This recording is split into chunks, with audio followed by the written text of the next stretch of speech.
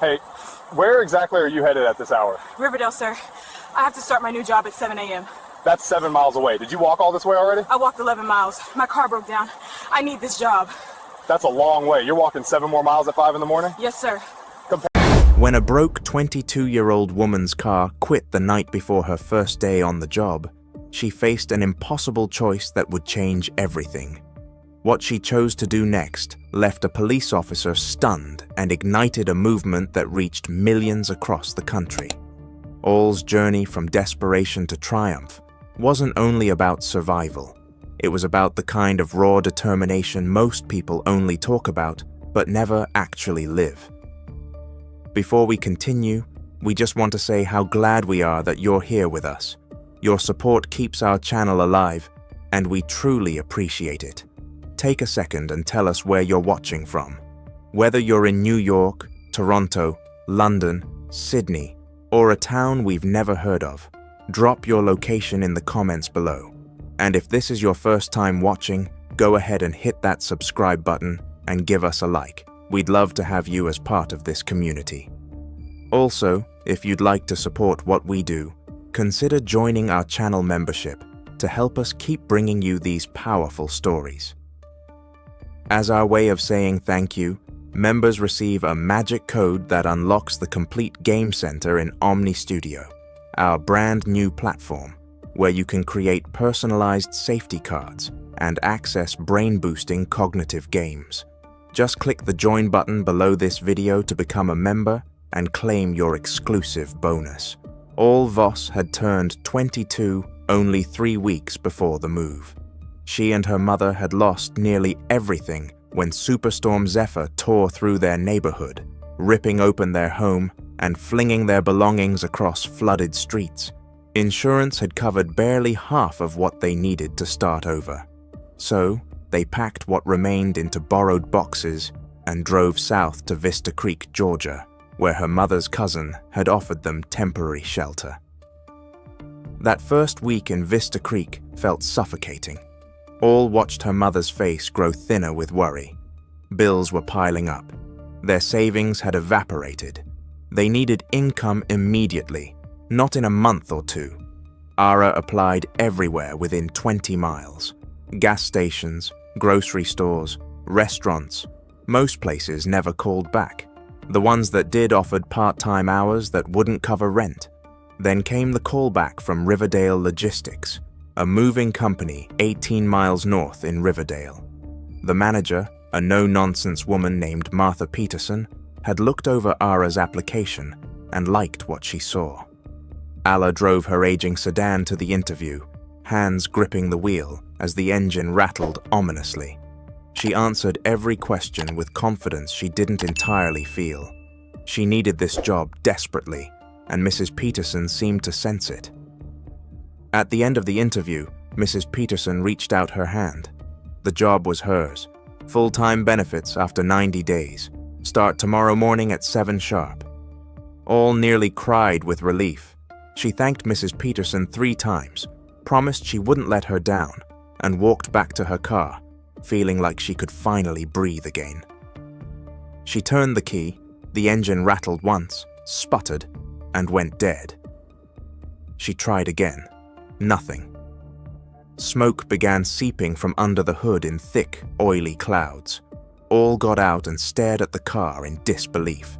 The engine was completely destroyed. She had no money for repairs, none. Her mother had barely enough to cover groceries for the week. Allah called a tow truck she couldn't afford and had the car dragged to a mechanic who delivered the news she already knew. The engine was dead. A full replacement would cost at least $2,000. He could maybe patch it for $800, but it would die again within weeks. Ara thanked him and walked away, her mind racing through impossible calculations. She sat on the curb outside the mechanic shop and pulled out her phone. The address for Riverdale Logistics glowed on the screen. She switched to the map and selected walking directions. The route lit up in blue. 18.3 miles. Estimated time 6 hours and 12 minutes. All couldn't stop staring at that number. 6 hours. She had to be there by 7 in the morning. If she missed her first day, Mrs. Peterson would assume she was unreliable. The job would vanish. Another family, depending on her mother's cousin for charity. Another month of watching her mother pretend everything was fine, while slowly breaking apart inside. She couldn't let that happen. She wouldn't let that happen. Ara walked the 3 miles back to the house, her decision already made. She told her mother the car had broken down, but assured her everything would be fine. She didn't mention the walk. Her mother would have tried to stop her, would have insisted they find another way, but there was no other way. That night, Alara set an alarm for 1 a.m. She laid out her sturdiest pair of sneakers, the ones with decent tread left. She filled a water bottle and tucked 2 granola bars into her jacket pocket. She tried to sleep, but mostly stared at the ceiling, running through the route in her mind. When the alarm buzzed, she didn't hesitate. She dressed in silence, laced her shoes tight, and slipped out the front door into the cool darkness. The street was empty. No cars, no lights in any windows, just her and the long road ahead. She started walking, 1 foot in front of the other. The first mile felt easy. The second mile felt manageable. By the 3rd mile, her calves were already starting to burn. The highway stretched endlessly ahead, illuminated only by the occasional streetlight and the cold glow of her phone screen. All kept the map open, watching the blue dot inch forward with agonizing slowness. She passed closed gas stations and darkened strip malls. A few trucks rumbled past, their headlights briefly flooding the road before leaving her in darkness again. By mile 5, her feet were throbbing. The sneakers that had seemed sturdy enough now felt paper-thin against the relentless pavement. She adjusted her stride, trying to favor her left foot, then her right, but the pain simply spread. She checked the time. 3:15 in the morning, she was making decent progress, but not fast enough. Ara picked up her pace. Her breathing grew heavier. Sweat soaked through her shirt despite the cool night air. She thought about her mother, sleeping peacefully back home, unaware of where her daughter was right now. She thought about Mrs. Peterson's firm handshake and the trust in her eyes when she'd offered the job. She couldn't betray that trust. Mile 7, 8 mile. Her legs were trembling now, muscles screaming with every step. She stopped once to drink water and immediately regretted it. Standing still made everything hurt worse. She forced herself to keep moving, pushing through the pain that radiated from her ankles to her hips.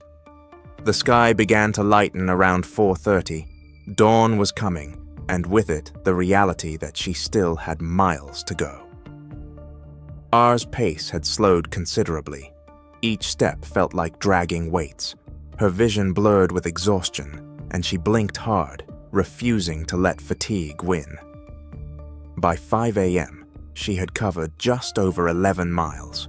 Her body was soaked in sweat. Her legs shook violently with each stride, but she was still moving, still fighting. Then she saw them flashing blue lights in her rear view, growing brighter as they approached from behind. A police cruiser. Patrolman Miles Davidson had been on duty since 10 the previous night. It had been a long, quiet shift, filled with routine traffic stops and one domestic dispute that resolved peacefully. Now, as dawn approached, he was eager to finish his patrol and head home. Then his headlights caught something unusual. A figure walking alone on the highway shoulder, moving slowly, almost staggering. At this hour on this stretch of road, that meant trouble. Drunk pedestrian, someone fleeing a crime scene, maybe someone high and disoriented. Davidson flipped on his lights and pulled alongside the figure. It was a young woman, early 20s, drenched in sweat, her face pale and exhausted. She looked up at him with wide, frightened eyes. Davidson rolled down his window and studied her carefully. She didn't appear intoxicated, no smell of alcohol. Her clothes were neat but soaked through. Her sneakers were caked in road dust. He asked where she was going. The question came out sharper than he intended, but suspicion was second nature after years of patrol. The young woman was breathing too hard to answer immediately. She bent forward, hands on her knees, trying to catch her breath. Davidson stepped out of the cruiser. He asked again, firmer this time. Where was she headed, and why was she walking the highway at 5 in the morning? The woman straightened up and met his eyes. Her voice came out in gasps, broken by exhaustion. She said she was going to Riverdale Logistics. She had to be there by 7 for her first day of work. Her car had died yesterday, and she had no other way to get there. She'd been walking since 1 a.m. Davidson stared at her. 18 miles. She'd been walking for 4 hours straight. He looked down at her trembling legs and the desperate determination in her face. This wasn't a criminal. This wasn't someone running from something. This was someone running towards something, fighting for something. Everything he thought he understood about this stop had just changed. Davidson had pulled over hundreds of people during his career. He'd heard every excuse, every sob story, every desperate plea. Most were lies wrapped in just enough truth to sound believable. But this young woman wasn't lying. He could see it in the way her entire body shook with exhaustion. He asked her name. She told him, "I Voss." He asked where she'd started. "Vista Creek," she said. He did the math in his head. She had already walked over 11 miles. In the dark, alone with 7 more to go. Davidson looked at his watch. 6:03. Even if she kept walking, she'd never make it by 7. Her legs were barely holding her up right now. But if he left her here, she'd keep trying anyway. She collapsed on this highway, trying to reach a job she'd already lost. He made his decision. He told Ara to get in the car. She hesitated, confused. He repeated himself gentler this time. Get in. He was taking her to Riverdale. Ara's face crumpled with relief. She climbed into the back seat and immediately slumped against the window. Davidson pulled back onto the highway and accelerated. The remaining 7 miles passed in minutes. All stared out the window, too exhausted to speak, too overwhelmed to fully process what was happening. They arrived at Riverdale Logistics at 6:37, 23 minutes early. Davidson parked near the entrance and helped out of the cruiser. Her legs nearly gave out when she tried to stand. He steadied her and walked her to the door. Mrs. Peterson was inside setting up for the day. She looked up startled to see a police officer escorting her new employee. Davidson introduced himself and asked if he could speak with her privately. Mrs. Peterson's expression shifted from confusion to concern. Then Davidson told her everything. The dead car, the 1 a.m. departure, the 11-mile walk before he found her, the refusal to give up even when her body was failing. Mrs. Peterson stood there speechless, staring at with something close to awe. Mrs. Peterson had managed Riverdale Logistics for 14 years. She had hired dozens of employees, trained hundreds of temporary workers, and dealt with every personality type imaginable. She'd seen people quit after one day. She'd seen workers show up late with elaborate excuses. She'd even had someone sleep through their entire first shift and blame traffic. But she had never seen anything like this. A young woman so determined to keep her word that she'd walk through the night rather than call with an excuse. Mrs. Peterson felt something shift in her chest as she looked at Ara, still trembling with exhaustion, eyes red from fatigue, but still standing. She told Ara to sit down. She brought her water and insisted she drink slowly. She asked Officer Davidson to repeat the story, needing to hear it again to believe it was real. Davidson obliged, adding details about the condition he'd found in and how close she'd been to collapsing. Mrs. Peterson made a decision in that moment. This story couldn't stay quiet. People needed to hear about this kind of dedication. The world was full of complaints and excuses, and people giving up at the first obstacle. Here was someone who'd literally walked 18 miles to prove she meant what she said. After Officer Davidson left, Mrs. Peterson helped get settled. She gave her the first 2 hours to rest and recover before starting any actual work. She made sure ate something and changed into the spare clothes she kept in her office. Then, while was resting, Mrs. Peterson pulled out her phone. She opened social media and began typing. She wrote about meeting Ara the day before, about the interview and the handshake and the promise, about the car breaking down and the impossible choice, about the walk through darkness and the police escort, and the arrival 23 minutes early. She hit post and set her phone down, expecting maybe a few dozen people to see it. Maybe some friends would share it. Maybe it would inspire someone local. That would be enough. What happened next was beyond anything she could have imagined.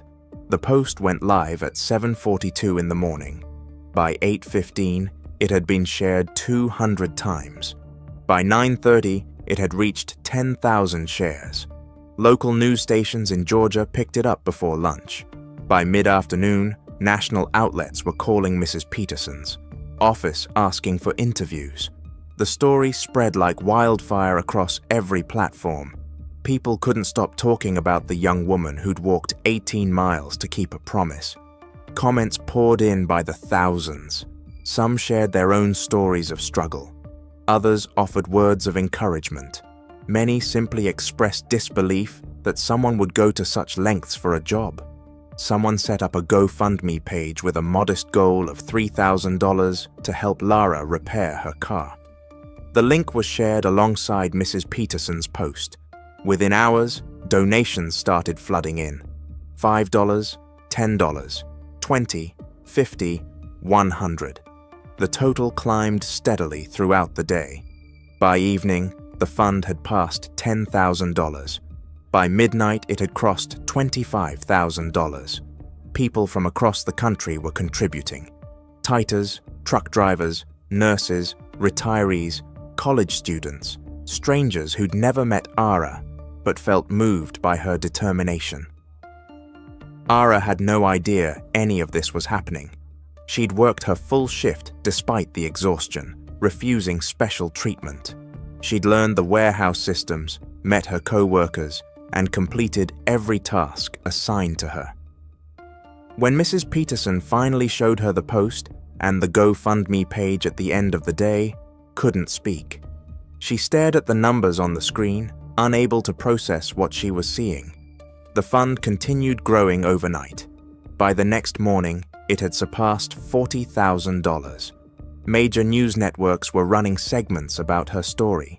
Social media influencers were sharing it with millions of followers. All's walk had become a symbol of something people desperately wanted to believe in. Hard work, dedication, refusing to quit when everything seemed impossible. But the biggest surprise was still coming, and it arrived in the form of a silver Toyota RAV4 pulling into the Riverdale logistics parking lot 3 days later. Silas Kish had built Riverdale Logistics from a single truck and a storage unit 28 years ago. He'd grown the company into a regional powerhouse with 6 locations and over 200 employees. He'd always believed in rewarding hard work, but what he'd read about Lara went beyond hard work. It represented the kind of character you couldn't teach or train. He'd watched the story unfold from his corporate office in Atlanta. He'd read the social media posts, he'd seen the news coverage, he'd watched the GoFundMe total climb higher each day, and he'd made a decision that surprised even his own executive team. Kish drove his personal Toyota RAV4, only 8 months old, the 70 miles from Atlanta to Riverdale. He arrived mid-morning and asked Mrs. Peterson to bring to the front office. She had no idea why the CEO himself had shown up unannounced. When Ara walked into the office, Kish stood and extended his hand. He introduced himself and thanked her for the incredible dedication she'd shown. He told her that her story had inspired thousands of people, including him. Then he did something that left Ara completely speechless. He pulled out the keys to the RAV4 and placed them in her hand. The vehicle was hers. No payments, no strings attached. Just a gift from someone who recognized what true commitment looked like. All stared at the keys, then at Kish, then back at the keys. She tried to speak, but couldn't form words. Tears streamed down her face as the reality sank in. Not only did she have $40,000 from strangers who believed in her, but now she had reliable transportation. Her mother would have security. They could rebuild their lives properly. Kish smiled and told her she'd earned it. Not through connections or luck, but through sheer determination to keep her word. He left shortly after, but the impact of his gesture rippled outward, just like everything else connected to Allah's story. The GoFundMe page eventually closed at $43,000. Allah used part of it to move her mother into a proper apartment. She saved the rest for emergencies and her mother's medical bills. She continued working at Riverdale Logistics, eventually earning a promotion to shift supervisor. Her story became required viewing for new hires, a reminder of what the company valued most. Officer Davidson received a commendation for his compassion and judgment that early morning. He and Alara stayed in touch, and he later admitted that stopping to help her had reminded him why he'd become a police officer in the first place. All's 18 Isima walk became more than just a viral moment. It became proof that showing up matters, that keeping your word matters, that sometimes the hardest path leads to places you never imagined possible. So, here's the question worth asking. When faced with an impossible choice, would you give up or would you start walking? Would you make excuses or would you find a way? All chose to walk, and that choice changed everything. If this story moved you, go ahead and hit that like button. Drop a comment telling us what you think. Would you have done what Allah did? And if you haven't subscribed yet, now is the perfect time. We've got more incredible stories like this coming your way. And we'd love for you to be part of this journey with us.